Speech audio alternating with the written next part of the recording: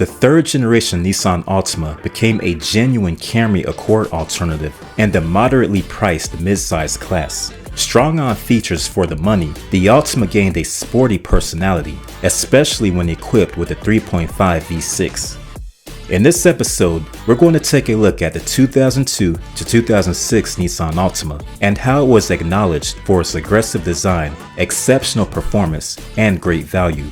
So grab a butter soda, kick it back, and let's get down to the nitty-gritty.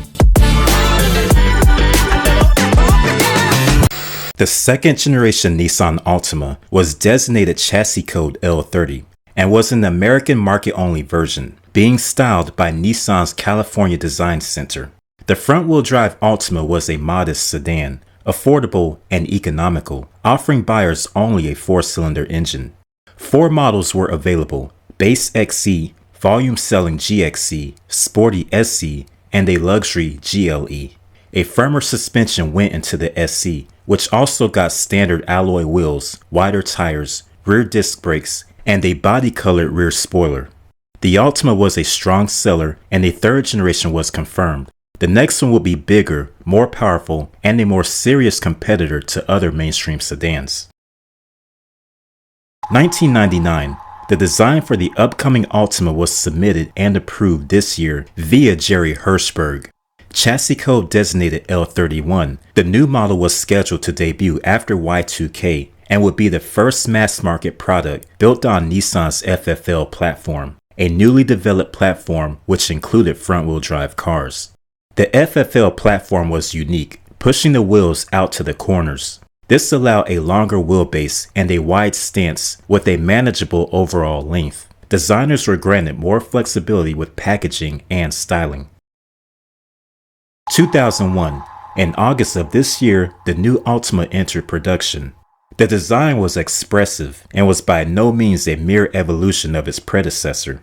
This new Altima was revolutionary. In fact, this new model was so different from its previous iteration, both sedans could have been sold as 2 separate products. The all-new third generation Nissan Altima went on sale in fall 2001 as a 2002 model year.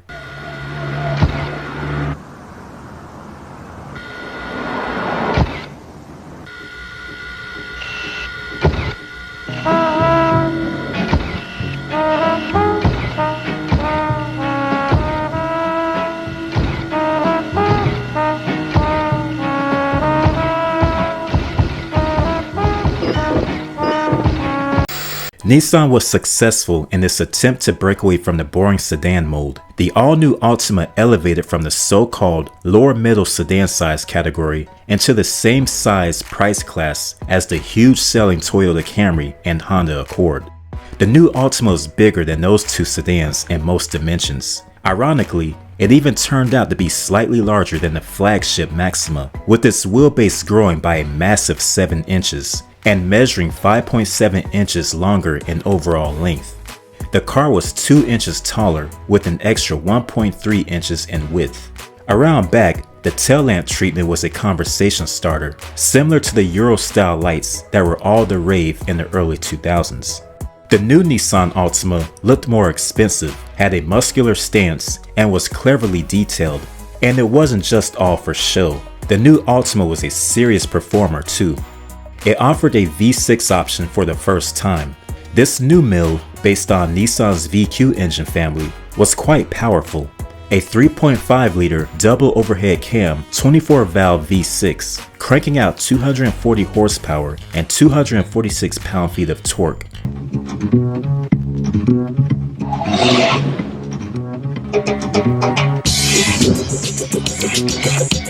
The world is full of individuals with their own personalities, their own quirks, their own fingerprints.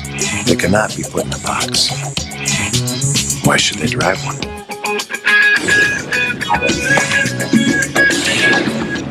The V6 Nissan Altima. The XC, GXC, and GLE trim levels of the previous model were long gone, but the SE model remained, packing the new powerful V6. Nissan salesmen mentioned that buyers of the 3.5 SC usually cross-shop their cars with rivals, such as the Pontiac Grand Prix GTP. General Motors had the L67 engine that was able to produce 240 horsepower. Nissan, however, was able to pull off a similar feat with a naturally aspirated engine.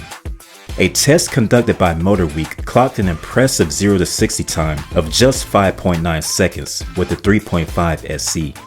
The new Altima would blow the doors off of any Taurus, Camry, Accord, 626, or any other mainstream sedan. With its V6, it could even outpace many sporty coupes, such as the Dodge Stratus RT. For comparison, in the September 2002 issue of Car and Driver, a 2002 Mustang GT clocked a 0 to 60 time of 6.3 seconds. Of course, power figures and 0 to 60 times aren't everything, but the fact a mainstream front-wheel drive family sedan could easily keep up with a stock Mustang GT enticed a lot of people, in particular those that were in need of a four-door sedan, but also looking for something engaging and entertaining to drive as well. The new Altima had them covered. The 3.5 SE with a 5-speed manual was the most enthusiastic oriented of the new Altima, but any 4-cylinder variant would satisfy the needs for most families that needed a roomy sedan. The base model, 2.5S, and 2.5 SL sedans used a 2.5-liter double overhead cam, 16-valve 4-cylinder engine. The 4-banger generated 175 horsepower and 180 pound-feet of torque. Like the 3.5-liter, the 4-banger could be paired with a stick shift or automatic transmission. By 2003, there was a power bump for the V6, going from 240 up to 245 horsepower. The 2.5 SL got a standard automatic transmission, heated front seats, simulated wood trim, and other features. For the 3.5 SC, there was a Sport Package, which included a sunroof and spoiler, and a Sport Package Plus, which included a sunroof, spoiler, upgraded audio system, and HID headlamps. The 3.5 SC Leather Package included a Bose audio system, sunroof, and heated seats, while the Leather Sport Package added a spoiler and HID headlamps. A new 3.5 SC Premium Leather Package added all of the above and threw in fake wood too. For 2005, the Altima got a refresh, including a new front grille, restyled headlights, all red tail lamps, redesigned interior, and an optional DVD-based navigation system. The V6 got another power bump, this time increasing it to 250 horsepower, and there was now a 3.5 SL trim level. A sporty new top-line model joined the roster of Nissan's best-selling vehicle. The sporty new SCR model was powered by a V6, cranking out 260 horsepower.